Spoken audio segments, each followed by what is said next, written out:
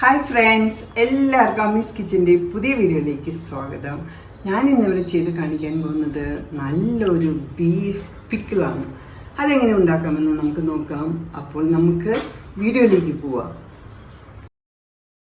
Beef അച്ചാറിന് വേണ്ട ചേരുവകൾ എന്തെല്ലാമാണെന്ന് നമുക്ക് നോക്കാം. ബീഫ് 3/4 kg, മുളക് പൊടി 2 ടേബിൾ സ്പൂൺ, കാശ്മീരി മുളക് പൊടി 1 ടീസ്പൂൺ, നല്ലെണ്ണ ആവശ്യത്തിന്, കടുക് 1 ടീസ്പൂൺ, ഇഞ്ചി 1 കഷ്ണം നീളത്തിൽ അരിഞ്ഞത്, വിനീഗർ 1/2 കപ്പ്, വെളുത്തുള്ളി 10 എണ്ണം 2ആയി പിളർന്നത്, ഇഞ്ചി വെളുത്തുള്ളി പേസ്റ്റ് 3 ടേബിൾ സ്പൂൺ, പച്ചമുളക് 10 എണ്ണം 2ആയി പിളർന്നത്, കറിവേപ്പില ആവശ്യത്തിന്, കടുക് പൊടി 1 ടീസ്പൂൺ, കായപ്പൊടി 1 ടീസ്പൂൺ, ഉലുവാപ്പൊടി 1 ടീസ്പൂൺ, ഉപ്പ് ആവശ്യത്തിന്, ഷുഗർ ടേസ്റ്റ് അഡ്ജസ്റ്റിന് 1/4 ടീസ്പൂൺ. ഇത്രയുമാണ് ബീഫ് അച്ചാറിന് വേണ്ട സാധനങ്ങൾ. ഇനി നമുക്ക് പാചകം ചെയ്യുന്നത് എങ്ങനെയെന്ന് കൂടി നോക്കാം.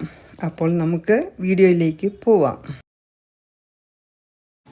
ബീഫ് അച്ചാർ തയ്യാറാക്കുന്ന വിധം: ബീഫ് കഷ്ണങ്ങളാക്കി മുറിച്ച് കഴുകി വാരി കുക്കറിൽ ആക്കുക.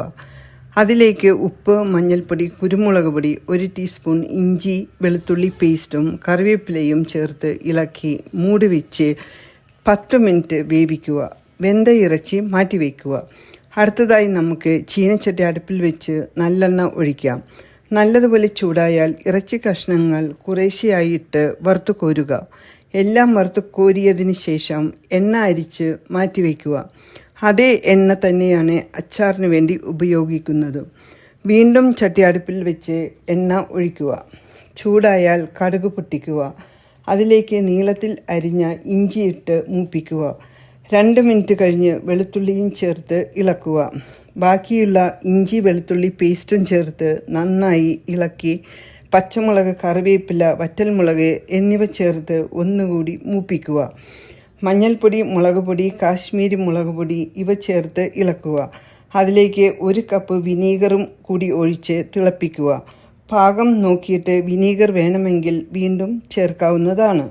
ഇറച്ചിയുടെ വെള്ളവും കൂടി ഒഴിച്ച് കൊടുത്ത് ഒന്നുകൂടി തിളപ്പിക്കുക.